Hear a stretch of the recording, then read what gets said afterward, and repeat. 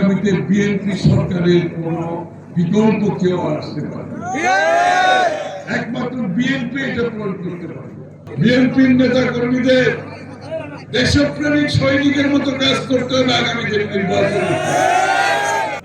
কারণ বিএনপি বিগত দিনে দেখিয়েছে কিভাবে একদলীয় শাসন থেকে বহুদলীয় গণতন্ত্র, সংসদীয় গণতন্ত্র, অর্থনৈতিক উন্নয়ন।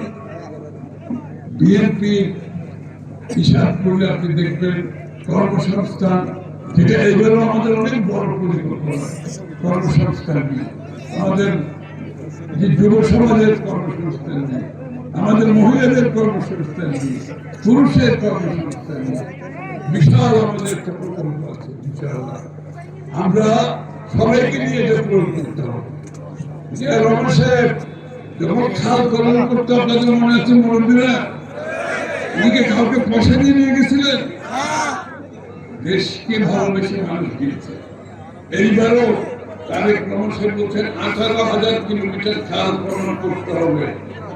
বাংলাদেশের পরিবেশ, কৃষি, মৎস্য চাষ, পানি নিষ্কাশন, সুপেয় পানি, আমাদের পানিকে ব্যবহার করতে হবে, সদ্ব্যবহার করতে হবে।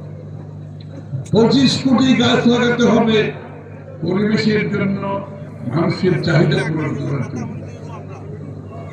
এবং 1,18 মাসে 1 কোটি কর্মসংস্থান করতে হবে আমাদের দেশের মানুষের।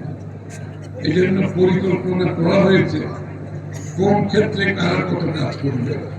কিন্তু এটা তো তারেক রহমান সাহেব একা করতে পারবে, আমরা মিলে পারবো না। সবাইকে একসাথে কাজ করতে হবে, সহযোগিতা করতে হবে। বিএনপির নেতা কর্মীদের দেশপ্রেমিক সৈনিকের মতো কাজ করতে হবে আগামী নির্বাচনে। তাহলে আমরা শহীদ জিয়ার যে স্বপ্নের দেশ, বেগম খালেদার যে স্বপ্নের দেশ, তারেক রহমানের যে স্বপ্নের দেশ, সেটা আমরা করতে পারবো। মিরসরাই এই এলাকা জাতীয়তাবাদী শক্তির উর্বর জায়গা, সব জাতীয়তাবাদী সৈনিকের দেশ।